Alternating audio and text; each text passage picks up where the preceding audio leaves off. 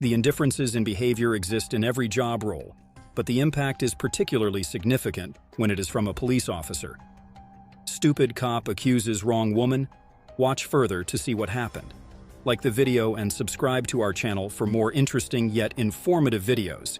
How does the ill behavior of police officers affect the common people? While not all police officers approach their duties with an inflated ego, the actions of the very few who do can ruin the reputation of those who are compassionate and diligent. In today's video, we're going to talk about some questionable and bad police situations. We're discussing a case where a driver got stopped by a cop for speeding, and out of nowhere, the cop accused the driver of having drugs in the car. This happened on February 18, 2023, when a police sergeant in Mississippi saw a car going too fast with windows tinted too dark. Following the usual rules, the sergeant chased the car and stopped the driver. At first, everything seemed normal during the traffic stop, with both the driver and the cop doing what they were supposed to, and nothing seeming wrong. The cop questioned in a very calm tone, and the answers to it were delivered politely. We just heard the sergeant say that the driver, Ian Alexander, was driving faster than the speed limit. It's important to mention that the officer didn't use radar to make this claim. Instead, they judged the speed by closely following the car. Many speeding tickets happen this way. Police officers follow or match the speed of a suspected speeder and use their speedometer to guess how fast they're going. But as you might expect, this method has a lot of problems, the main one being that it's not very accurate. To get an accurate speed, the officer has to stay the same distance behind the car for the entire time. If the officer doesn't keep the same distance, their speed won't match the car's speed. This method is called pacing, and when they keep a steady distance between the officer's front bumper and the suspect's rear bumper, it's sometimes called bumper pacing. So in this situation, it's likely that the sergeant didn't accurately measure Mr. Alexander's speed above the limit. But even if that's the case, it doesn't mean the sergeant can't give a ticket. Mr. Alexander has the right to challenge it in court, arguing that the sergeant made a judgment call and judgments can be debated. Take notes, dear friends. These can be useful for you to not get exploited. Well, at this point, the sergeant thought he should look into the traffic stop more. He told dispatch that Mr. Alexander seemed nervous, and he planned to ask him some questions outside the car to find out why. The sergeant was suggesting that maybe Mr. Alexander had something illegal with him. The daily interaction with criminals has led some police officers to view every common person as a potential wrongdoer, which is unfair to innocent individuals who have not committed any crimes. The unwarranted suspicion cast upon innocent people is the worst effect of this situation. In the video, the sergeant came up to the car and requested Mr. Alexander to get out for a chat. Now, you might wonder if Mr. Alexander had to say yes. Usually, the police can ask someone to step out of their car if they think a crime might have happened. In this situation, Mr. Alexander was supposedly speeding and had dark window tints, so it seems like the conditions were met. Now, here's where things change. Notice how the sergeant pointed out that Mr. Alexander seemed to be taking up all the air, suggesting he was super nervous and breathing heavily. The plot was slowly switching into something more serious. What began as a usual traffic stop was turning into something different.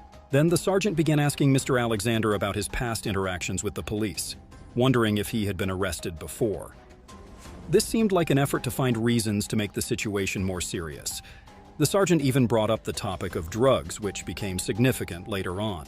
Despite that, the sergeant made it clear he wanted to look into Mr. Alexander for possible drug involvement.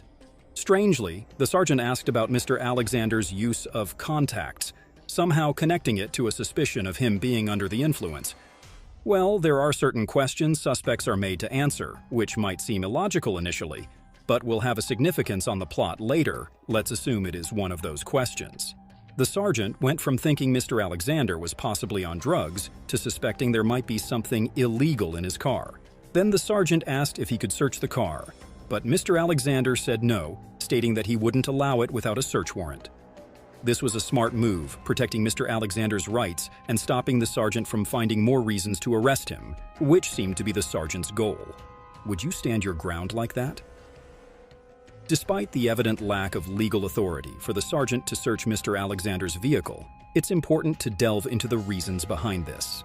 The explanation provided indicates that an officer is permitted to examine your possessions legally if certain conditions are fulfilled. These conditions include probable cause, arrest, or inventory. Probable cause arises when the officer has a belief that evidence of a crime might be discovered in your car.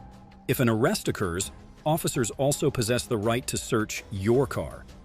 Additionally, if the police impound your car and need to inventory your belongings, they don't require your permission to search it.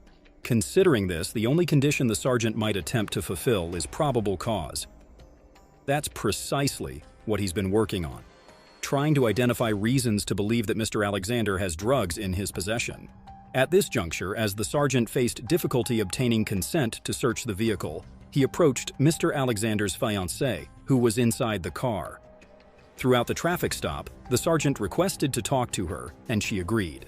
They had a conversation about the situation, but it didn't result in anything significant. This could be viewed as another effort to discover a reason to intensify the traffic stop, given that there wasn't a real need for the sergeant to speak with Mr. Alexander's fiancée. With no success in the initial attempts, the sergeant returned to his patrol vehicle and called up several other officers to discuss the situation and request a K-9 unit. He asserted that Mr. Alexander seemed highly suspicious, but lacked sufficient evidence to advance the investigation any further. In simpler terms, the sergeant acknowledged extending the traffic stop beyond what was necessary and aimed to conclude the matter by having a K-9 inspect the vehicle. At this point, it was clearly evident that his behavior is influenced by the inflated ego. The officer suggested that if Mr. Alexander was involved in illegal activities, particularly carrying narcotics, they would eventually apprehend him. This indicated the officer's dubious motives, as he was left with no alternative but to release Mr. Alexander at that point. In the end, Mr. Alexander received citations for speeding and having tinted windows that violated the law, which he totally deserved. The sergeant could have done this a lot earlier. Alexander later uploaded a video on his YouTube channel, and he claimed that the sergeant was displeased because he mentioned having nothing illegal and refused a search of the inside of his car.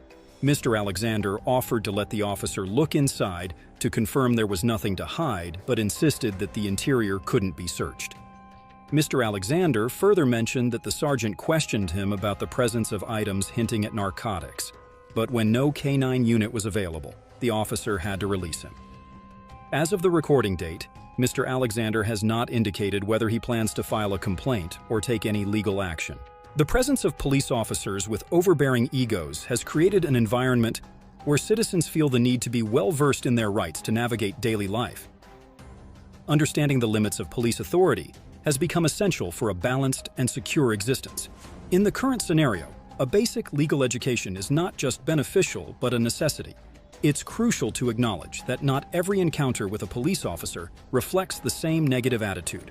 Appreciation should be extended to officers who uphold their duty with kindness and dedication.